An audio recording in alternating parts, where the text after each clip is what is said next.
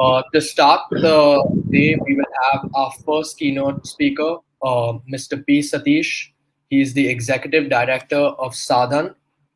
Yeah. So to start the day, we will have our first keynote speaker, P. Satish, Director of Sa-Dhan. The topic for his will be COVID-induced challenges and the role of credit guarantee schemes for MFI industry. Over to you, Mr. Satish. Uh, Good morning. I thank Elets and the banking and finance team for inviting me to share my thoughts in the keynote address to this at this important event. Uh, I would like to state that MFIs or the microfinance sector is an important segment of the NBFC space. We have 200 MFIs which are actively giving credit to their borrowers from very big MFIs to very small MFIs. Of these 200, at least 100 are NBFCs, either in the form of NBFC MFIs or pure NBFCs. So NBFC is an important element as far as the microfinance sector is concerned. But if you look at financial sector in general, the MFI sector is a very young industry, having formally started off only in the year 2000, and it was really on a growth path only from 2005 onwards. But what it has proved is it is a very resilient industry, and it has seen good growth, and it has been able to face up to various challenges. The first challenge which the fledgling industry faced was in 2010 in Andhra Pradesh because of some issues there, but the sector overcame that and started on a growth path. Then there came another challenge in form of demonetization, because demonetization disturbed the entire informal sector. But then even there, after a few months, the sector was up and running, and it was catering to its clientele. Then, of course, now we have this issue of COVID, the big pandemic, and which is in a way far more serious and far more all-encompassing compared to the previous challenges which the sector has faced. What we can say is that even in face of a huge challenge like pandemic, the sector was able to face this challenge. When we look at the first phase, because if we look at the time since the COVID has hit the world and India, we have seen the first all India lockdown in late March. From that, at that time itself, even before that, there were problems because we had the local lockdowns and restrictions on the movement of the sector and the industry. We close and high touch industry where there is a constant contact between the clients and the borrowers. So these lockdowns have created really a problem for the sector. And we all know that the March last week lockdown last year was a complete lockdown for the entire country, and it had severely brought the microfinance sector to a halt, and of course the entire banking sector also. Only after May, after April last week or May, when MFIs were also treated as a essential service and were allowed to function along with banks and other financial sector institutions, only then the operations resumed. Otherwise, till that time, the operations were at a standstill, and there were no collections and there were no disbursements. So that was a huge challenge for the sector, and also the sector's challenge was also a challenge to its own clients, the borrowers. A study which Sa-Dhan conducted during that time showed that at least 50% of the clients have lost all the sources of their income. and nearly of the remaining 50%, 40% lost various levels of income, maybe from 25 to 70% or 80%, and only 10% of the clients did not report any loss of income because of the COVID. So when there is an income loss, then that effect is felt on the sector also. So the repayments and the collections were also impacted as far as the microfinance sector is concerned. But fortunately, among the staff of the MFIs or among the borrowers also, the illness levels were very low. Borrowers reported only 7% illness amongst them. So that was what we can say is a very positive feature. But in the same time, using technology and other mobiles and other means, nearly 80% of the borrowers were kept in contact with the MFI's staff. So that's one good thing. And this contact included advice regarding health, advice regarding taking all precautions for sanitation and all. And also many MFIs organized distribution of food, distribution of dry rations to their clients. So this was one good step which the MFI sector had taken to take care of their clientele and take care of their borrowers. And many of them offered emergency loans to their borrowers to immediately resume their operations. So the issue was that first quarter of last year, April to June, was a difficult period for the microfinance sector. But despite that, by the time when we came to second quarter, things started improving, and there was a gradual improvement in collections as well as disbursement quarter on quarter. And when we ended the financial year of 2021 in March, on March 31st, 2021, the collection levels of the microfinance sector were near normal, reaching 98 to 100% in most parts and for most institutions. And also the year ended with a 17% growth in the loan outstanding. Though, of course, during the financial year, the disbursements were comparatively lesser compared to the previous financial year because of liquidity and other issues.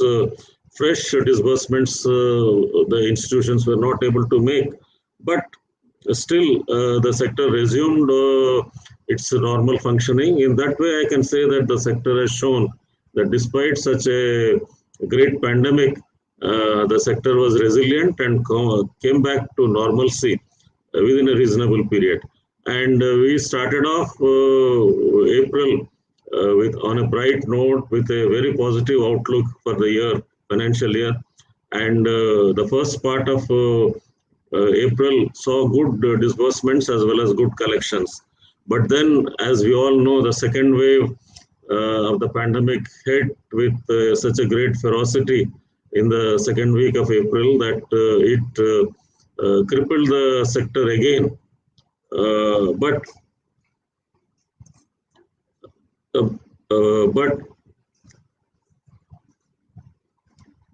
this problem of the pandemic, the sector has shown that it can overcome this problem, and that we have seen from the late June onwards. What we have seen is that unfortunately the second wave of pandemic had a huge human cost for the microfinance sector also in terms of borrowers as well as staff. And unfortunately during the second wave we have seen a loss of lives among the staff of the MFIs as well as among the borrowers. That's something unfortunate which did not happen in the first wave. That is a human cost as far as second wave is concerned. But coming to the operational side, we can say that The second wave was not as disturbing or as devastating as the first wave for the microfinance sector, in the sense that there was no complete all India lockdown, and we were able to do the operations in a limited way in most of the places, and also disbursements also were taking place. And though the collection levels had fallen in April and May, by mid-June, things resumed, and by end June, the collection levels were touching 70 to 80%. And even in the first quarter, disbursements this year were comparatively better compared to last year. Last year only, the sector was able to disburse only about 800 crores in the first quarter. But this year, our preliminary reports indicate nearly 16 to 17,000 crores has been disbursed in the first quarter. And this is slightly less than the normal, but inching towards normalcy.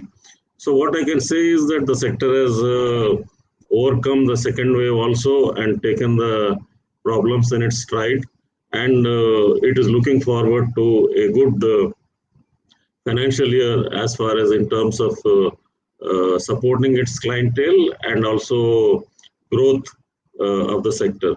The support of the microfinance sector for its clientele is an important issue because most of the clients of the microfinance sector are from the informal sector, and for them, for their day-to-day livelihoods and income flows, they have to resume their livelihood operations as quickly as possible. And in this type of resumption, the microfinance industry plays a big part in providing succor and help for its clients. One of the issues which the sector has been facing is with regard to liquidity and fund support from the banks and the financial institutions. As we all know, microfinance institutions being non-deposit taking NBFCs, they can't collect funds on their own and they can't collect saving deposits from their clients as the banks do. So they have to necessarily depend on the debt funds from banks and other financial institutions for their operations. Last year, Reserve Bank came up with 2 rounds of moratorium for the borrowers. MFIs on their part extended moratorium to all their borrowers. Of course, in the first round of moratorium, at least 80% of the borrowers availed. In the second round of moratorium, only about 30 to 40% of the borrowers availed. But in turn, the availment of moratorium from their own lenders for the MFIs was a mixed bag. As per our reports, only 40% of the MFIs were able to get moratorium from their own lenders, banks as well as financial institutions. This created a lot of problems for the industry in terms of liquidity. So, and also after that, also the sector was looking at additional funding from the banks, but the support from the banks was a little sluggish because they needed some level of comfort so that they could lend more to the MFIs. With our requests, the Government of India extended the partial credit guarantee scheme last year. So that extended partial credit guarantee scheme covered all types of institutions, including pure NBFCs as well as MFIs. But there are only some issues because that credit guarantee was covering only the issuance of bonds and paper. So those institutions which are able to issue investment grade paper or bonds, and those bonds were subscribed to by the banks, only for that, that credit guarantee was available. So only some MFIs which had the reasonable level of rating and were able to issue investment grade paper were benefited by this extended partial credit guarantee scheme of the government last year. So last year itself, from the sector side, we have approached the government that this credit guarantee scheme should be extended for the term loans also, and not just for bonds or other types of commercial paper. After a lot of discussions, fortunately, the government has come up with a new credit guarantee scheme exclusively for MFIs. And the terms and conditions of this credit guarantee scheme is also very favorable to the sector, in the sense that there is not much of a paperwork, and the financing bank has just to indicate to the NCGTC, which is the National Credit Guarantee Trust Corporation, managed by SIDBI. They have to just log in and inform NCGTCs that this is the amount of credit guarantee they are availing for lending to XYZ MFI, and that is immediately covered, and the bank on their part can immediately sanction that term loan to the MFI. So in that way, the process has been made very simple and tech savvy for both the MFI as bank as well as the Credit Guarantee Corporation. And the government has fixed a ceiling of 7,500 crores under this credit guarantee scheme. But they have assured that once this limit is reached, the government is willing to extend it.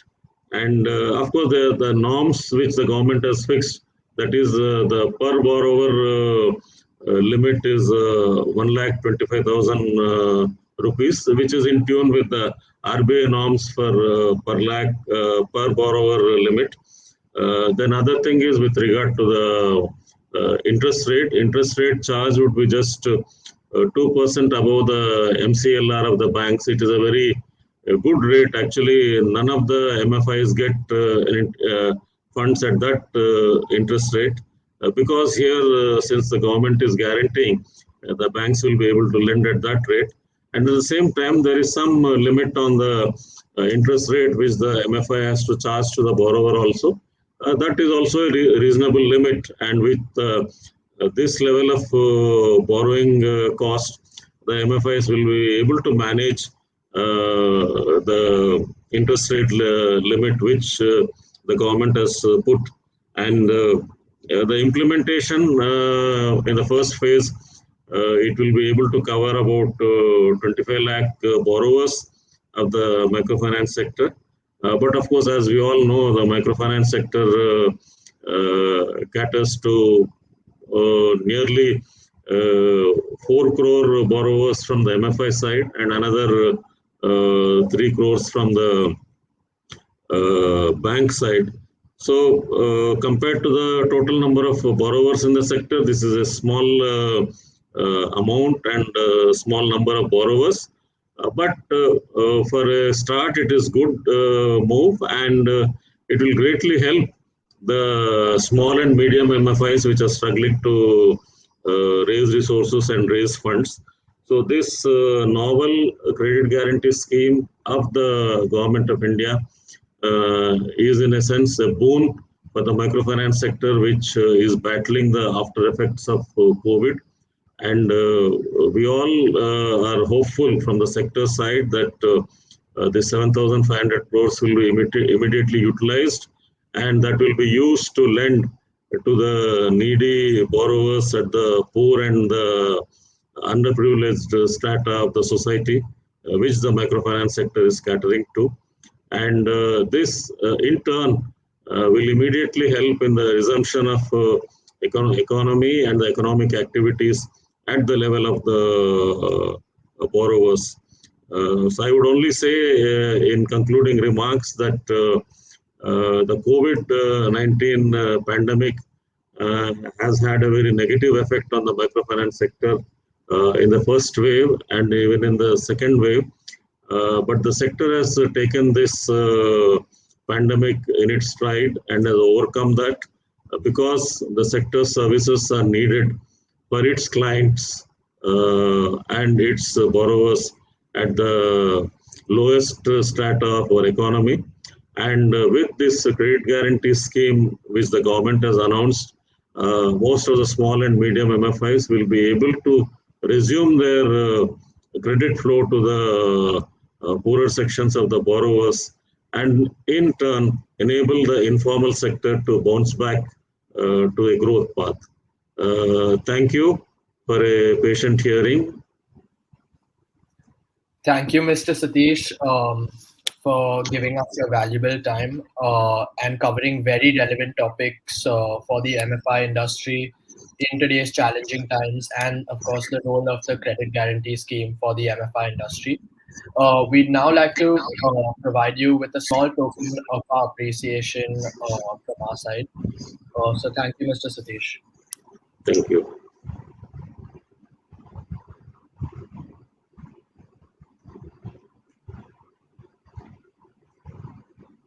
Thank you.